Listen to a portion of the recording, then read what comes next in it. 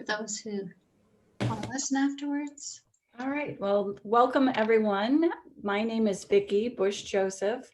I am a Dining for Women member outside of Chicago in the western suburbs here in the Midwest, and joined after reading a Nicholas Kristof column in the New York Times that mentioned the good work that Dining for Women is doing. I'd like to welcome all of you for being here and mention that we have several of our book committee members on with us this morning, including Lisa Nelson, Gail Burchard, Casey Henry, and Beth Hamilton. Just a couple of reminders, housekeeping matters about Zoom. Please remember to mute yourselves as we get going here so that there's no unwanted background noise and no unexpected interruptions. Please write in the chat where you're from. It's good to see where everybody's chiming in from this morning or this afternoon.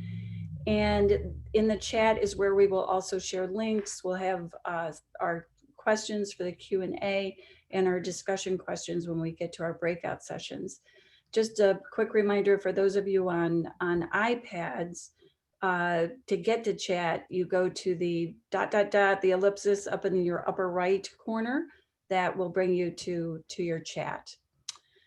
So this is our third Dining for Women Big Read.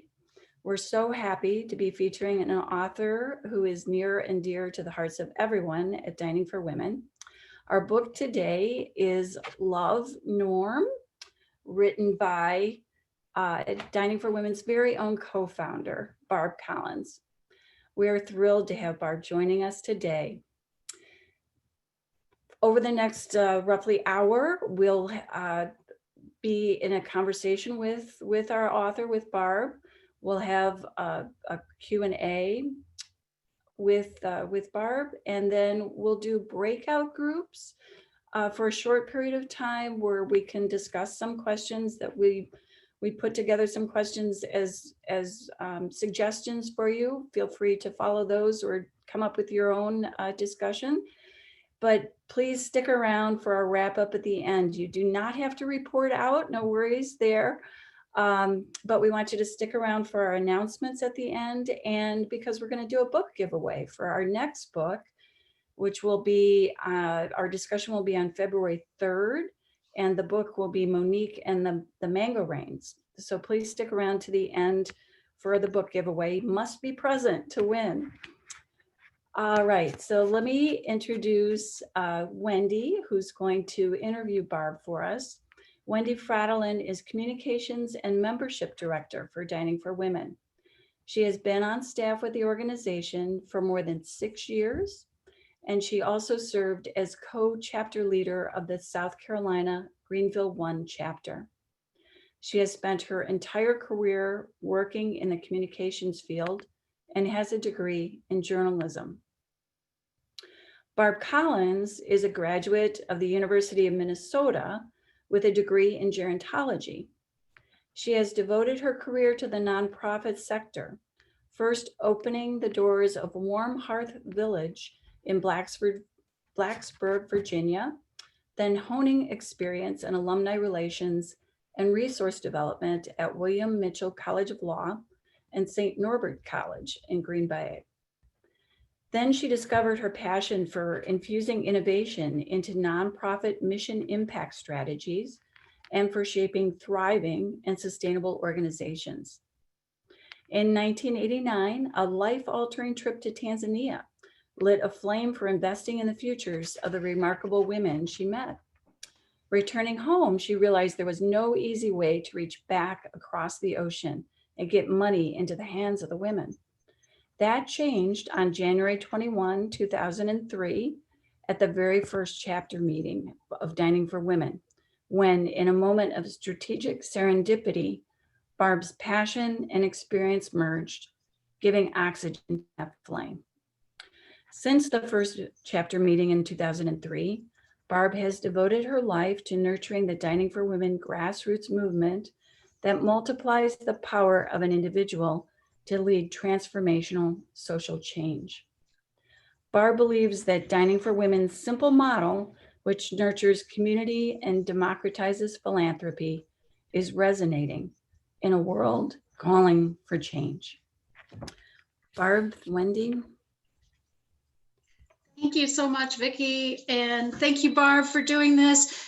You and I have been wanting to do this for well over a year, if not longer. And I'm so glad that we finally get a chance to chat about your book and let everybody else in on our conversation. Me too.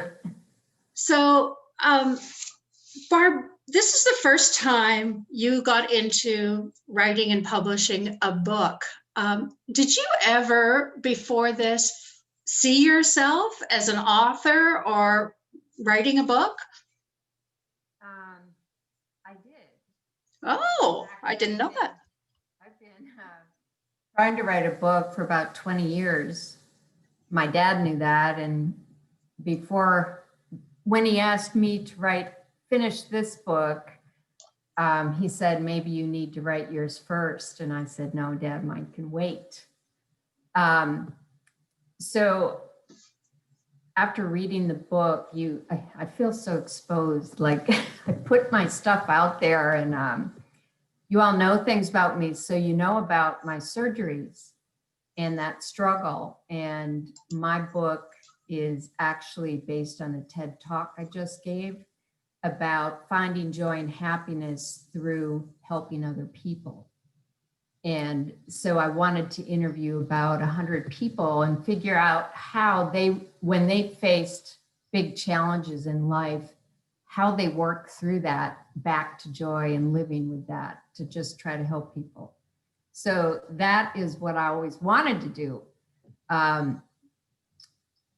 So when he asked me to finish his book, I did not have that kind of experience in writing someone else's story. But I like to write. I've always liked to write, but I had never really thought that my writing would evolve into a book like Love Norm.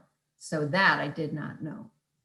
So, that your father approaches you and wants you to finish a book about his story. What was the most intimidating thing when he asked you to do that? Thinking I can speak for him, thinking that I know what he wanted to say. I mean, his faith ran so deep and his knowledge was so extensive that I often felt, who am I to think that I know what he wanted to say to everyone and to say it right.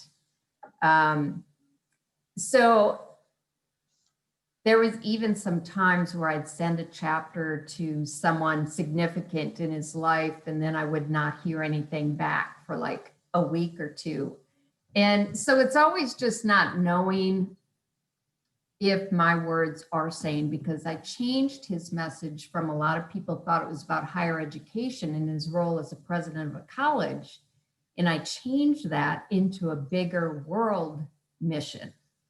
And a lot of people didn't understand that about him, but it was very, very true about him. So that was pretty intimidating, just thinking I can talk for him and capture what he wanted to say. But he helped me through the spiritual connections towards the end of the book. I talked about those.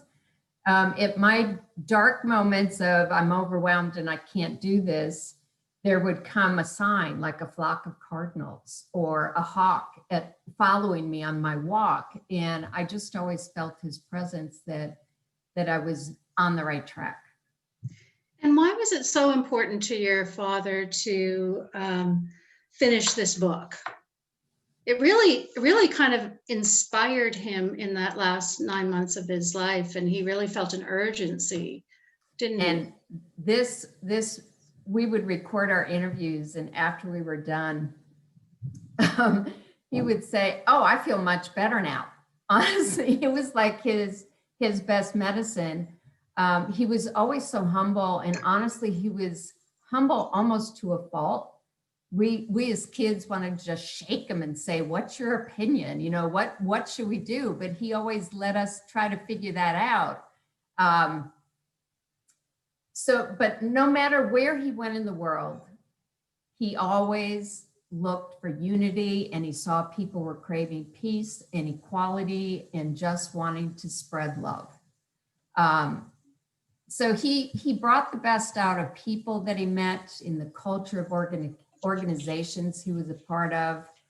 And then I think in 2016, as he watched the leadership skills and the moral-based leadership kind of fall apart, he got really, really nervous about leaving the world because he had spent a lifetime building that up with other people to make strong leaders of ourselves. So he really felt an urge to finally speak out and say what he had to say. And when he did that, I knew it was rare, and I just took it and ran with it.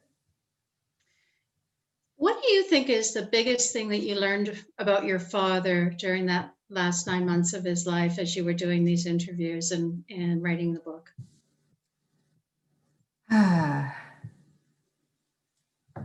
That his whole life was dedicated to equality. And when I read that his master's degree research, that he took himself to the worst streets in Chicago and interviewed people for miles up and down the street to figure out if the church was doing enough to stem the racial tension. I didn't know that. My mom didn't know that. I don't know how she didn't know that. Of course, she had 3 kids under 2. But his quest for equality, no matter what divides us. I mean, the fact that he would always send my sister and I articles on women in leadership. I mean, he did that for thousands of people. So that's what I learned, was his big, big vision for the world. And that was what motivated him all his life. So you say that through the course of writing the book, you came to realize that you were living your father's legacy. So you didn't really realize that earlier, and as you were establishing Dining for Women, it didn't, it wasn't clear to you at that time? It wasn't. I think he knew it, and I think that's why he asked me to write the book. But I didn't realize the significance of all those life lessons he taught to me when I was young. I didn't realize the significance of being 8 years old and moving from the serene, peaceful suburb into the inner city in 3rd grade. I didn't think about the ramifications for that in my life.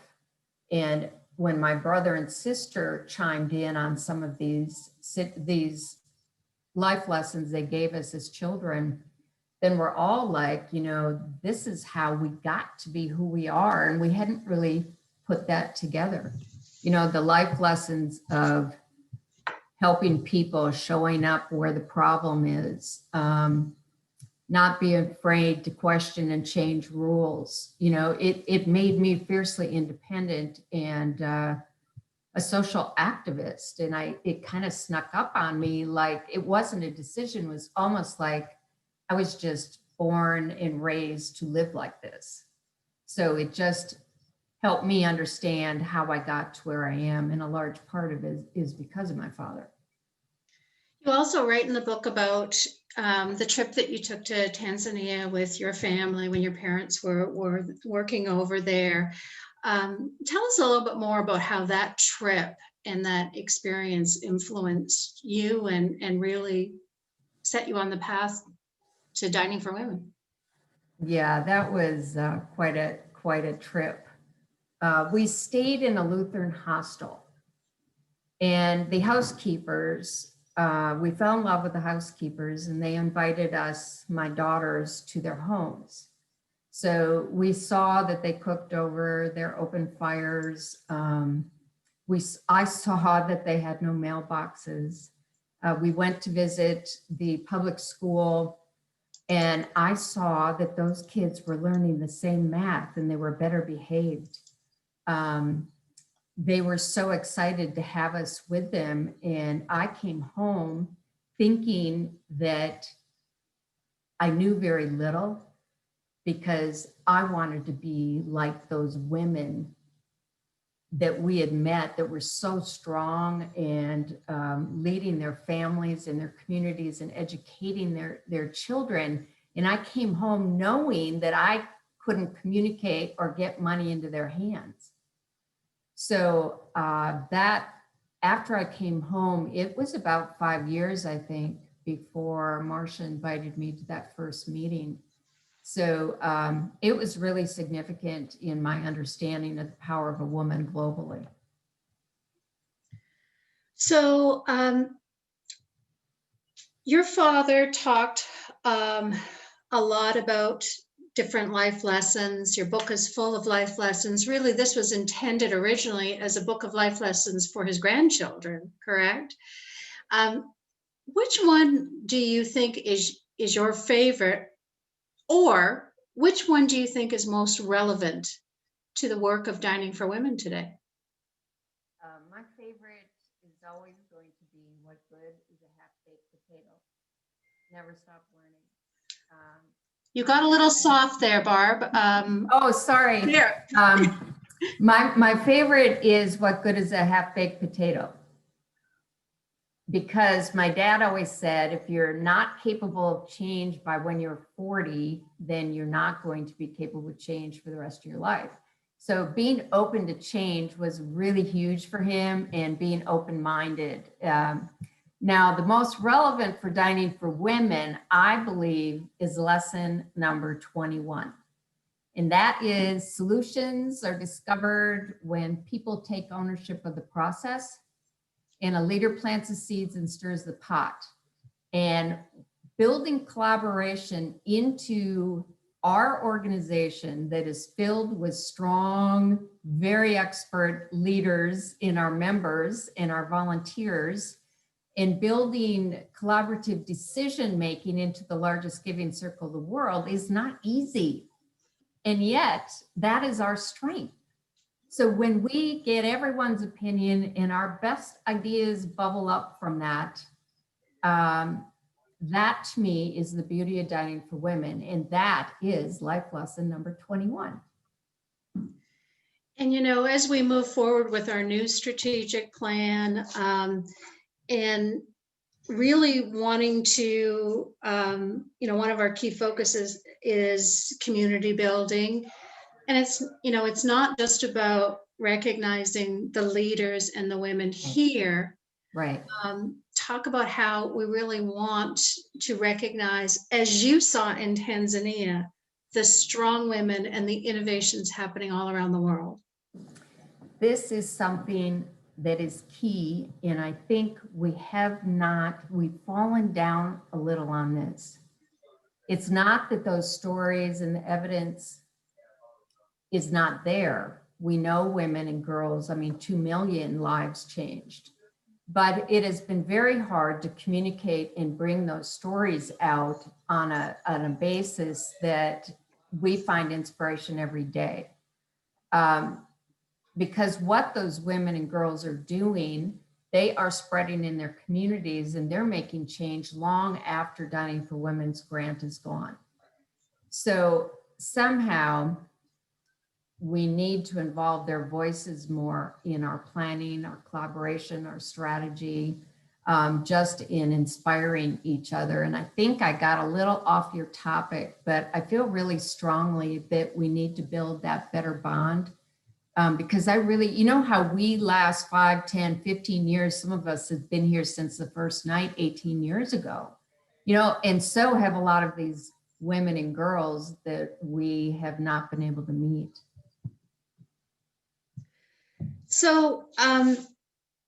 your father helped people become their best selves, as you said. How do you think he did that?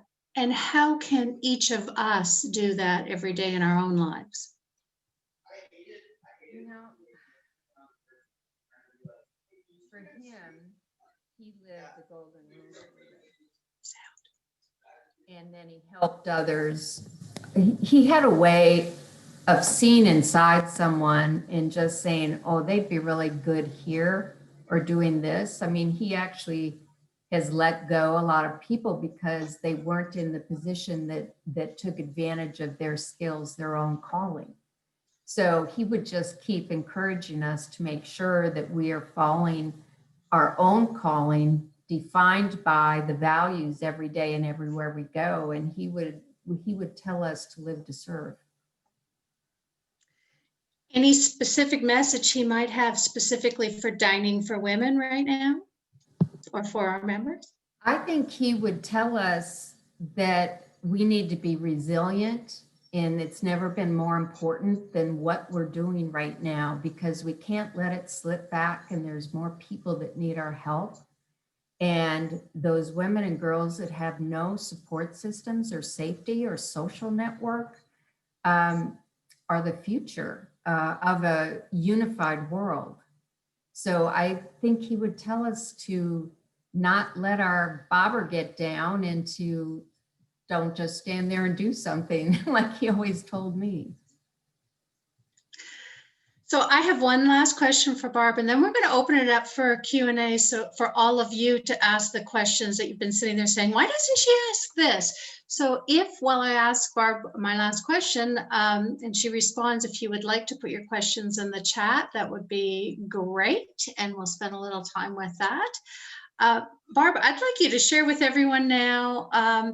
You touched on it a bit early on when you talked about your original interest in writing a book, but tell us what's next. You've written this book, you've done such a great job with this. What are you hoping to do next? Well, I'm going to write my next book that I'd started before all this, and it's called The Distraction of Doing Good. So I've got an outline, and I'm the TED Talk that I did is on this, and I'm just ready to kind of launch that.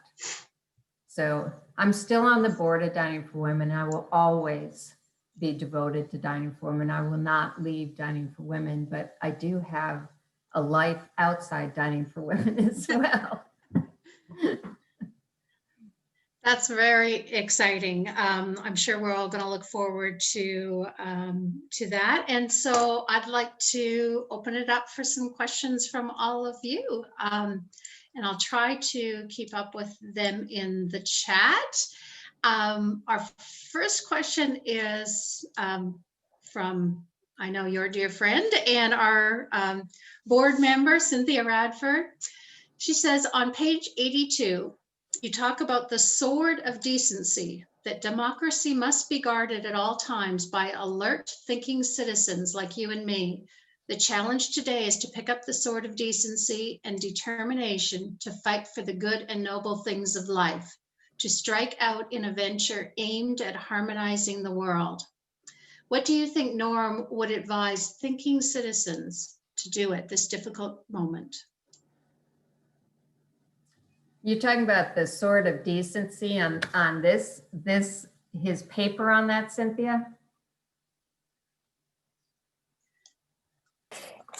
Yeah, it's on in the section where he's talking about how the best sermons are lived and not presented, and so he's got this wonderful passage that you just lifted right straight out of his own text there, and I just thought that just hit me between the eyes, like, you know, citizens that are worried about how do we harmonize a world that's so divided, so bitterly divided, with such high stakes right now. It just seemed like he was coming to us with a right now kind of a thought. So I was just wondering if you'd riff on that a little bit. What do you think he might be thinking right now? Well, I think he wants us to be heavily involved in our communities and in our countries, frankly. He wants us to have that global vision, but he has written quite a bit on our responsibility as citizens to vote for the type of leaders that we want and the policy and procedures that we want that take care of all people. So to me, this is you've hit it on the head, because this is exactly his life philosophy. And it's equality for everyone, taking care of humankind, but it is also standing up and acting. So that sort of decency is written into our Constitution, as well as was in the opening chapter that he talks about how it's our responsibility when one citizen falls down to help take care of them. And if one citizen makes good, how we need to share that and celebrate it. Did that get it? And Cynthia? the sword came to mind in your statue, this warrior woman holding the sword. Yeah. And there's the sword of decency for Barb right now.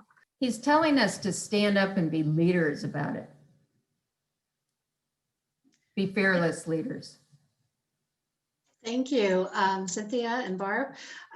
Next question is from Margie Tabor. Minnesota is well known as having a very philanthropic community. Since you lived here for many years and graduated from the University of Minnesota, do you think the local philanthropic examples you saw as a young person influenced you? Oh, absolutely. I was brought up in that world, and I remember after I graduated from college, like, where should I work? Where will I fall? And I took an insurance exam just to see my aptitude for it, and I failed like really miserable. It was so deflating, but I also learned I wasn't in the right spot. So I was most comfortable working with changing lives than working for a specific amount of money. So yes, it did. And thank you for leading the way up in the Twin Cities. And I must say, in the Twin Cities, that is quite cold, and yet this chapter had a meeting in person not too long ago. Did you all see those pictures in the dish? That's commitment. All right, next question is from Susan Prenner. I thoroughly enjoyed your book. You and your father are both visionaries. I graduated from a ALC school, Wittenberg. So much happening now with higher ed. What would norms say about a liberal arts education today when there is so much talk about the cost value of higher ed? Yeah, it is a tough time to be in higher education. Wittenberg's a great school. Barb, you're a little soft there. Okay, I have thought about this a lot with what he would do with liberal arts, but he was so convinced that liberal arts education develops the whole person and develops leaders of thought and analytical minds, that he would still be pro liberal arts. Now, the cost of higher education would be troubling to him because it's really becoming inaccessible to so many, especially liberal arts small colleges. So I think he'd be out there raising a whole lot of money to get scholarships and the cost of education down. That's a great question, though. I think I'm kind of glad he's not here to see it, but I'm sure he would have been trying to find solutions to how to get kids on campus safely and how to reduce the cost of college. Awesome. That is the last question in the chat. Is there anyone who would simply like to unmute themselves? We have just a couple of minutes left for our Q&A, and then we're going to get you into give you an opportunity to discuss the book in a smaller group. Anyone have any other questions at this time? I want to say thank you to you all for engaging like this. These are the times that are significant for Dining for Women, and this is one of the reasons why we do what we do, to get to know each other. So I want to thank you for that deep involvement. So many of you are volunteers, and you know, if you're like me, Dining for Women just becomes a way of life.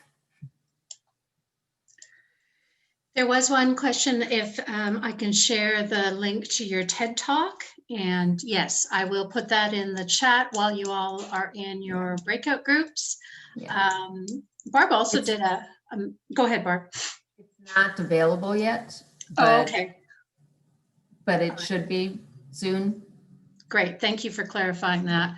I can put the link in though to TEDx Greenville so that people can watch for it maybe. Yep. Yep. And Barb also did a great presentation this week to a National Association of Distance Learning Educators. Am I saying that right? Yes. E-learning educators. That was excellent, and I believe that probably is available as well, and we'll try to get that out to everyone. I'm sure you would enjoy that. So Vicki, I'm going to turn it over back to you. She was just asking me if I wanted to give an update on Dining for Women's annual appeal. I'm happy to do that and share with you all that we are doing very well. Our goal for our annual appeal is $400,000, and we have raised over 300,000 already, and December is typically quite a very busy time for donations. So thank you to everyone who has given to our annual appeal, and in particular our recent Giving Tuesday challenge, where we were challenged by one of our generous donors to match her $25,000 donation. We not only matched it, we doubled it. We raised over $50,000. So in combination with Brene Losh's $25,000, it comes out to almost $80,000 toward our annual appeal. So thank you to everyone for that. Just quickly before we get into the breakout groups, sorry, Vicki, I just want to tell you this is a really busy week coming up with lots of special things at Dining for Women. On Wednesday, we have a wonderful webinar with Deb Puritz Grove, talented printmaker artist that it has led a fascinating life, has awesome artwork, and has generously donated pieces of that artwork to Dining for Women to offer to our donors. Please check that out Wednesday at 1 p.m. Eastern. She really has quite a great story to tell. Thursday is our last national virtual chapter meeting of the year. We're only going to do the one in December. We know everyone's going to be busy with the holidays, but it's a special one because we have speakers from both our featured grantee Care to Communities in Haiti, and we have Maggie Doyne from Blink Now Foundation. And if you've been with Dining for Women for a while, Maggie is a favorite. Blink Now is a favorite. Maggie is a CNN hero. And we're just thrilled that she's going to join us Thursday night at 7. And finally, on Friday, December the 11th, we have a member in the Philadelphia area, Laura Kahn, who does a curated collection of products from Indonesia, handcrafted products. She usually does that in person in the Philadelphia area. Our chapters have supported that for many years, and Dining for Women has received a portion of sales from that. This year, due to COVID, she's gone online. On Friday, she is offering 10% of all sales that mention Dining for Women to our organization towards our mission. The products are incredible, great Christmas gifts. You know, she says there'll be plenty of time to get you your products. So, wow, we got lots going on this week, folks. I'm going to turn it back over to Vicki now. Thank you for indulging me in promoting the busy, exciting week we have. No, that's great. Thank you. Thank you, Wendy. Thank you, Barb. Just wonderful conversation. Wonderful insights, and always great to end on a positive note, Wendy, with that good information about the fundraising. So It's what keeps all of us going, keeps the work going. So thank you, everybody. We are going to break into, Wendy will facilitate putting us into breakout groups. Please stick around.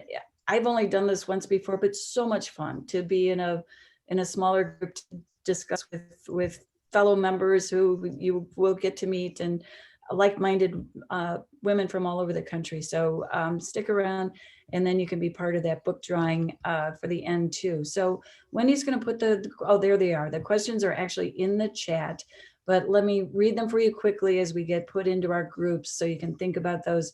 Again, you don't have to use these questions. You can create your own discussion, talk about whatever you want, but then come back at the end for a few announcements in the book discussion. So the three questions are: one, for Norm, the predominant social issue was equality. What social issues are most important to you, and how did they come to be meaningful to you? In what ways do you walk the talk and advance these causes? Two, you've read about how Norm began to think more universally. For him, a global vision was life-changing. What is your worldview, and how did it develop? Why do you think it is important to understand the interconnectivity of the world? And three, lifelong learning was part of Norm's life. How is lifelong learning threaded into your life? Do you think it is necessary for rising in your career? What are barriers to lifelong learning? How can you work around them? And all of these questions are actually from Barb's website. So another plug, maybe Wendy, you can put the website link into the chat as well. So see some of you in the chat, and see all of you back at the end as we come back.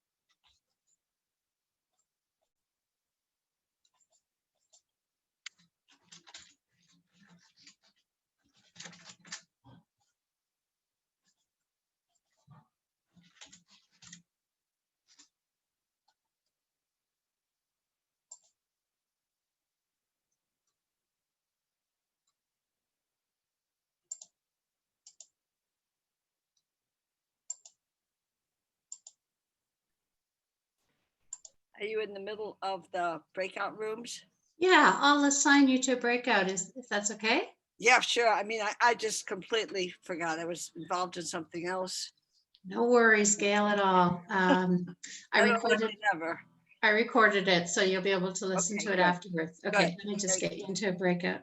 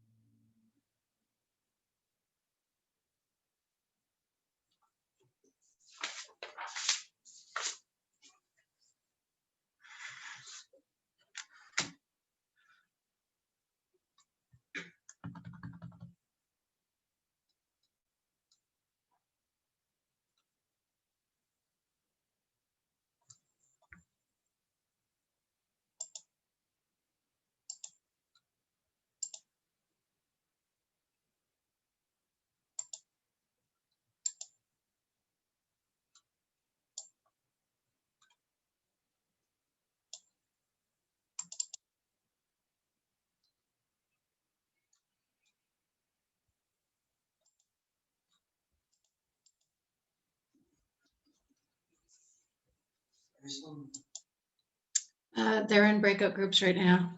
So we're going at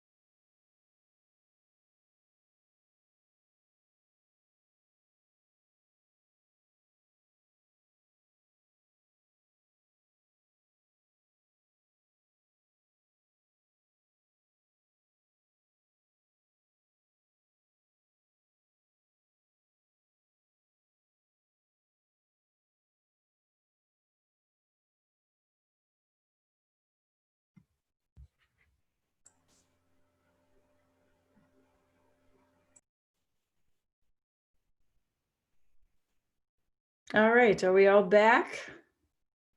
As many of us that are coming back. Well, welcome back. That is truly one of my favorite parts of our book groups is getting to meet new people from all over the country, and we find out we have so much in common. So thank you guys. So just a couple of announcements, and then we'll do our book giveaway.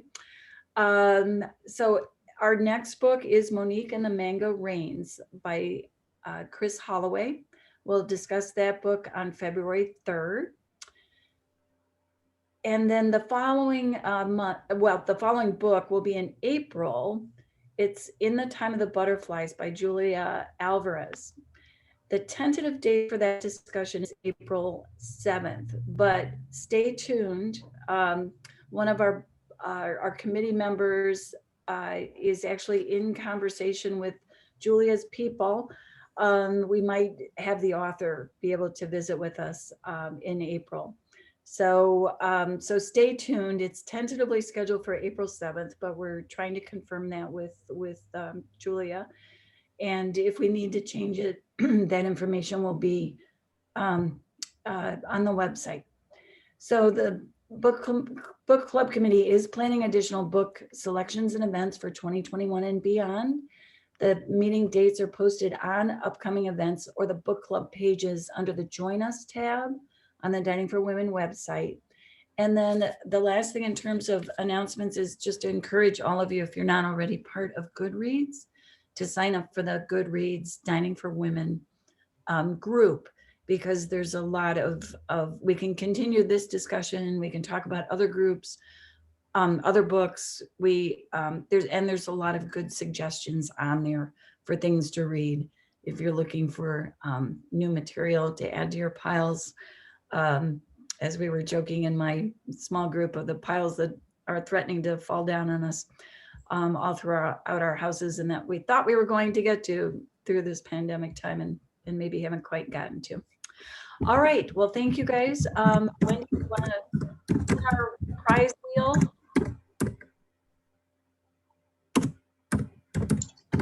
All right, everyone, if you've been on these book club gatherings before, you know about our prize wheel.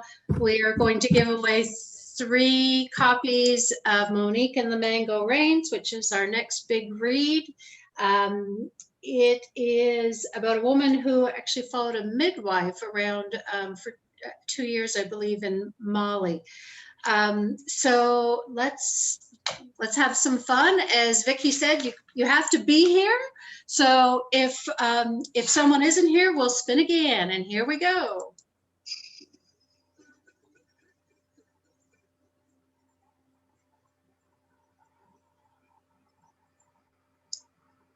Nona Walzer. I don't recall Nona being on. Some people may have registered, so off we go to try again.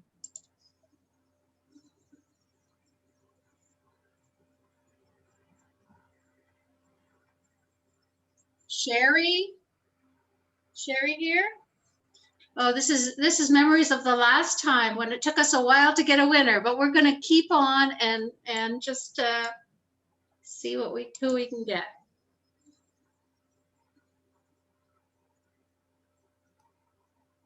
Kathy Elliott. No? All right, let's keep going. Enjoy the holiday music.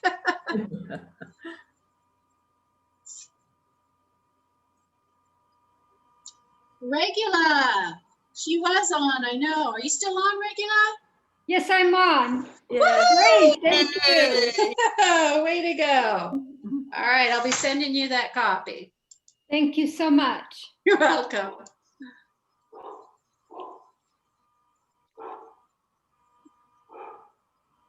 Pat Payne, are you still on, Pat? Pat, did you leave? She had another meeting to go to, so she Oh, may. her loss. Yeah. I'll have to let her know. No, she's here. She's waving her hand. She's here. She's just muted. Pat, I will be Sorry, sending you a I couldn't copy. find my mute button. I won! Yay! Glad you're still here. All right, one more, folks.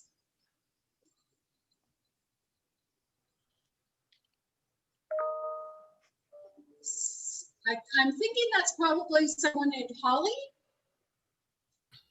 Nope. All right, we got another chance here.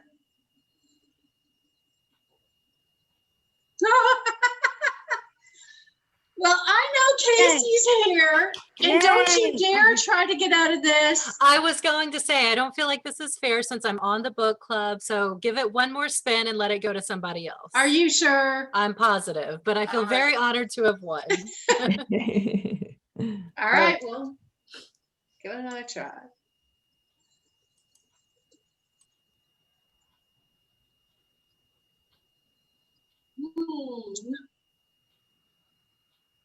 I'm not sure who this is. Anyone recognize it? Yeah, that's me. Anna? Is it Anna? Well, that's just a kind of an acronym for an animal lover. My name is Jennifer. Okay. What's your last name, Jennifer?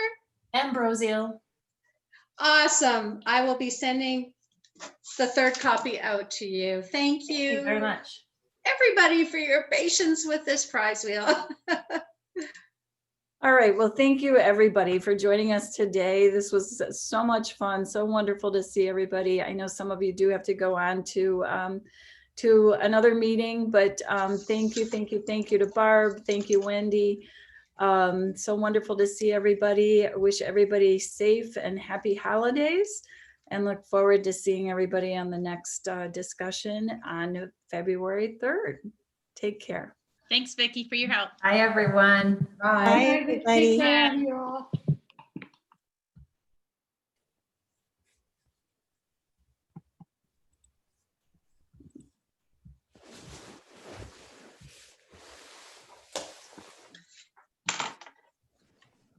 Great job, Vicki. Oh, it was fun. It was fun. Hi, Melinda.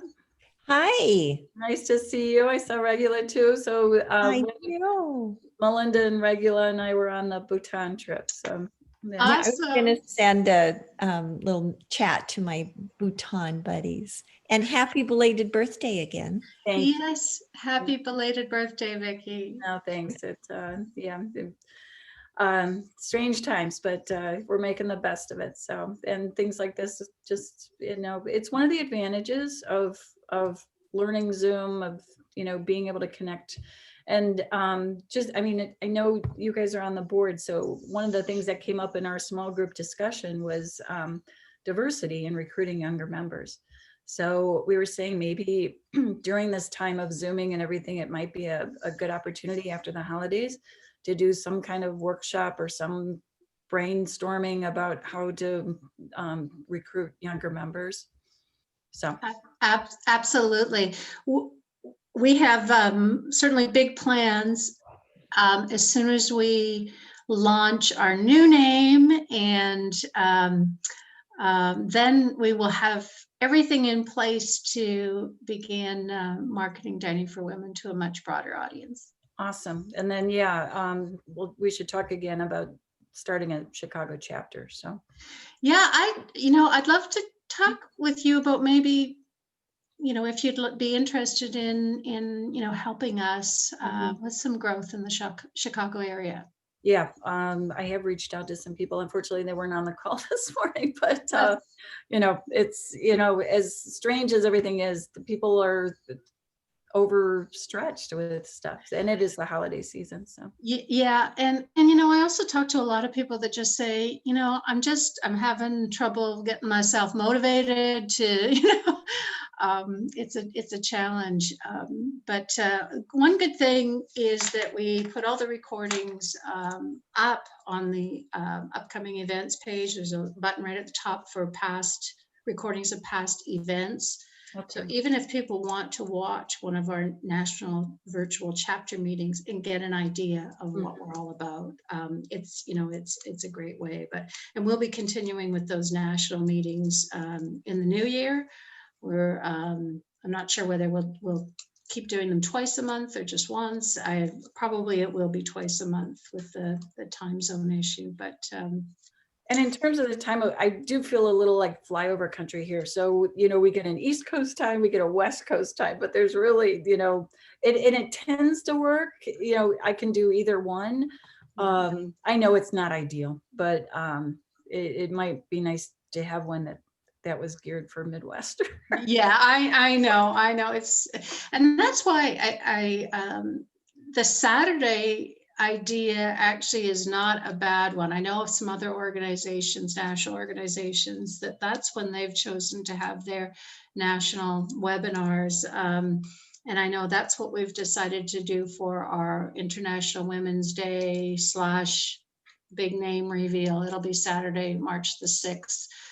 Rather than on the actual day of March the 8th, which is a Monday, and that would probably be challenging. So hopefully it'll be a March day when, people will still be probably staying put a lot, waiting for the vaccine, and hopefully we'll get a big crowd.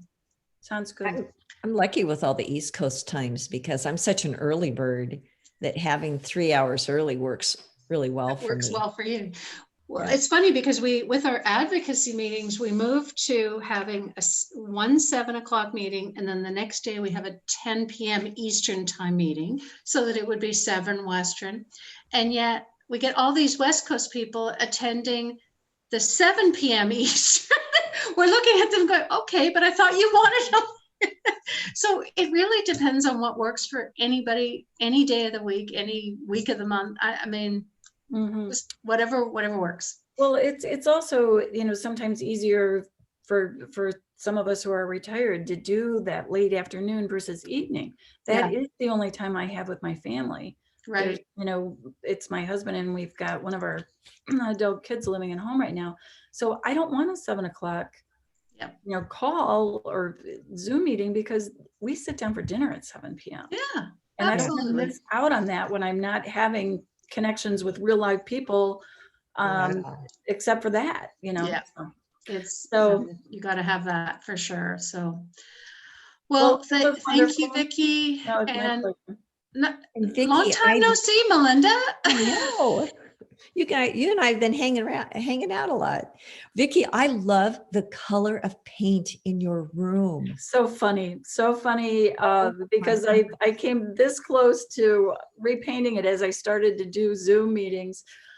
This is actually my daughter's bedroom, and she no longer lives at home, and I've taken over this space as my work at home stuff. So thank you. I also managed to get one of these, somebody had just mentioned to me, one of these lights for Zoom. So Tell me about that.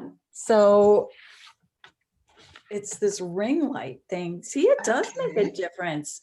And my husband happened to just get one as a thank you for a speaking thing he did. But they're only like $20. You can get one. But it's on this little tripod thing. Yeah. So The lighting is very good. And that, I think that this is the first time I've used it, and I was a little concerned about it, but I'm liking this. You look great. I think I'm going to look those up. Yeah. And that is an awesome speaker's gift. I'm thinking even our volunteers, especially doing a lot of Zoom nowadays. It's funny when you sit at different places in your house, like we have skylights, so the light comes in from above and every other which way, so it's good. But in the evening, of course, you don't have that. That's a really good tip, Vicki. Thank you. It just happened to fall in place, and then we've been having a terrible time with our internet, and finally had to have a professional come out. So just earlier this week, because I was so worried about it, for doing this today, and I'm a book group moderator for another group, and I've had to leave and come back to my own meeting, and it's so embarrassing. So I got that fixed. Yay! Yay! All right. Ready for the next several months of COVID. So. All right, ladies. Well, you take care. All right. Great Talk rest to you of soon. your All right. weekend. You Bye. too. Bye-bye.